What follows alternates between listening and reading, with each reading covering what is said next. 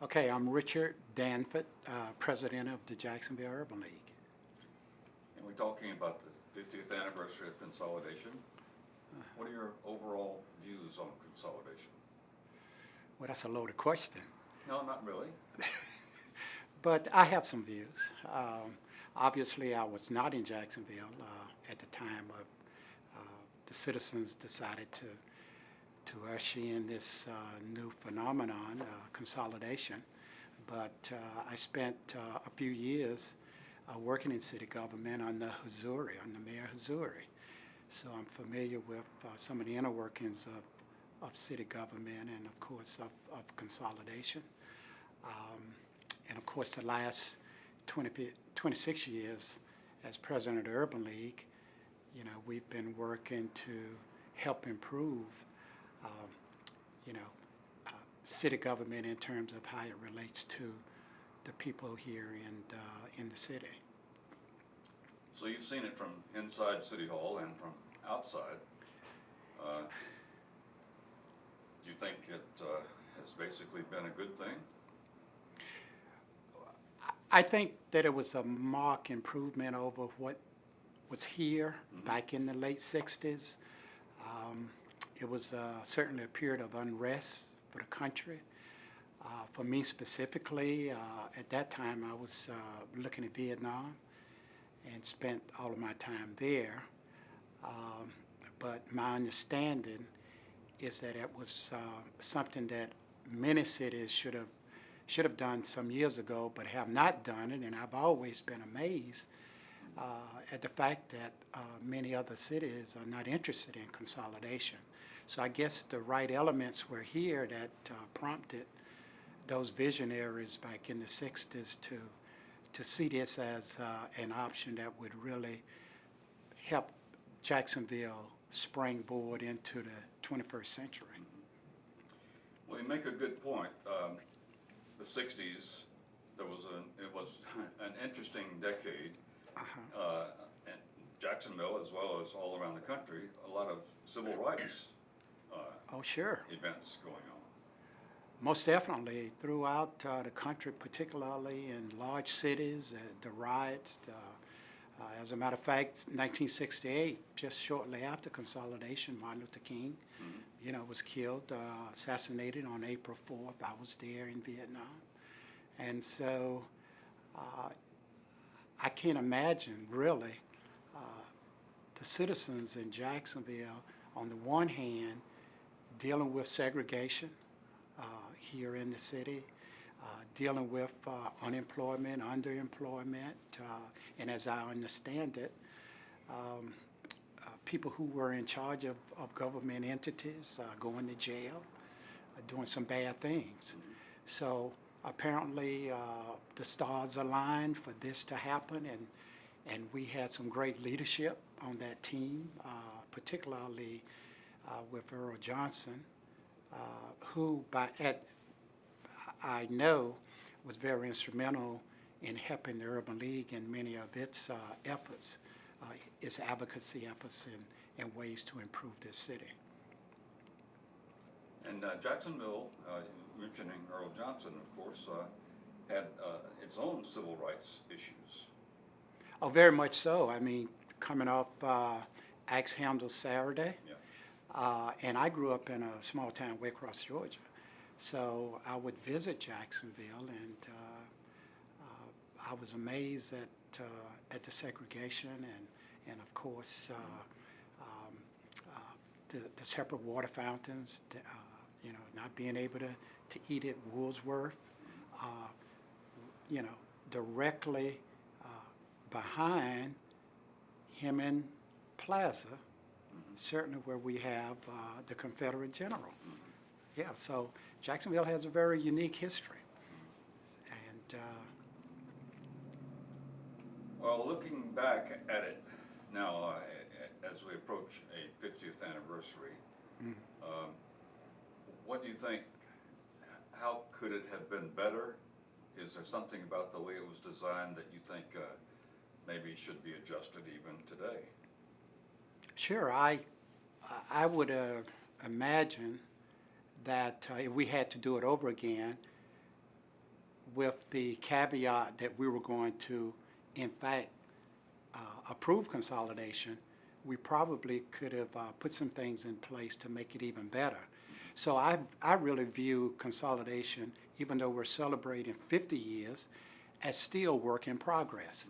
And I say that because on the one hand, it may and it is successful in getting the government to work.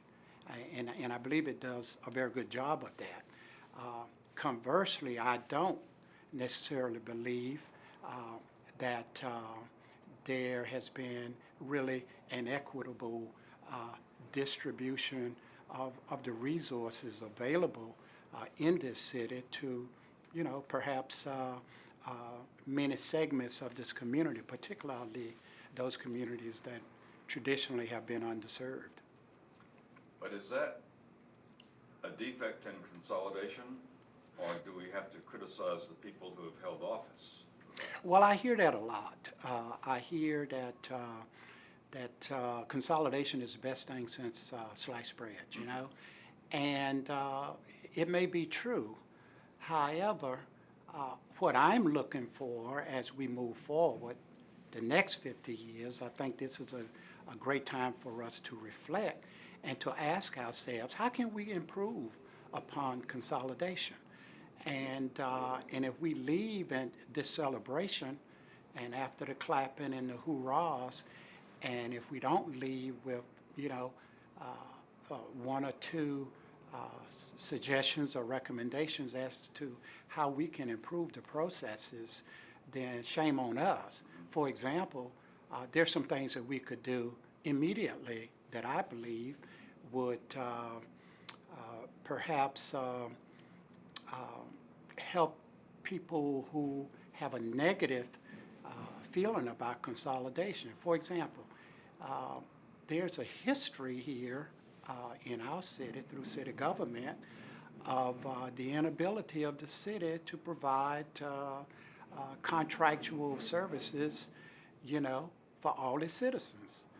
We've had minority set-asides, we've had affirmative action, we've had programs for women, we have programs for blacks, and on and on and on. But the system is in place structurally, and as you pointed out, that maybe we need to look at the individuals who are in charge. And I think we do. I think that there's a lot of subjectivity that goes into the decisions that are being made. I personally don't believe that citizens have an opportunity to bring forth suggestions and concerns prior to the city council taking action on, for example, what the mayor's initiatives. It seems to me that there should be a mechanism for input, for opportunity for citizens to, to indicate to the mayor, how can we improve this? Maybe it would take some focus groups, perhaps. Maybe the mayor, and I'm not picking on the mayor, I'm just saying that since we have a strong mayor form of government, the council, you can access the council, okay, easily. Sign up, spend 3 minutes doing your thing, and so you have an opportunity. I don't think there's an opportunity, as I see it, to have that kind of interaction with the mayor. So it comes down to who are the people, who are the groups that have access to get heard and to help deal with policy at that level. So I would want to see, and I would hope that out of this we would see and view that there are some things that we can do to make this even a better form of government. Are there any anecdotes or stories that you recall from your days in City Hall? In City Hall? Oh, most definitely. Back in the late 80s, I had an opportunity to work with Mitch Atala, who was the, I believe, the Chief Operating Officer, COO for Tommy Hazouri. And we were talking about Phillip Randolph, a local who made a name for himself, they decided to commit a stamp in his honor. And we talked about that here locally. And so Mitch, and I happen to be the affirmative action officer, and Mitch says, you know, Rich, we need to go to New York. This is very important, you know, certainly to the African American community, and why not do it? And so 2 or 3 of us were able to go to New York and witness that significant event. So that was one of the high points for me in city government. Well, your take on this 50th anniversary would be, we mark the anniversary, but we don't conclude that we have a perfect thing here. I view it as work in progress. And I think as long as, you know, citizens and people who work in government have a relationship where there's communication and certainly civility in terms of how we deal with one another, I think we'll be fine. Let's improve what we have. Let's not throw it out. It's going to be with us forever. And so let's agree as to how we can make it better.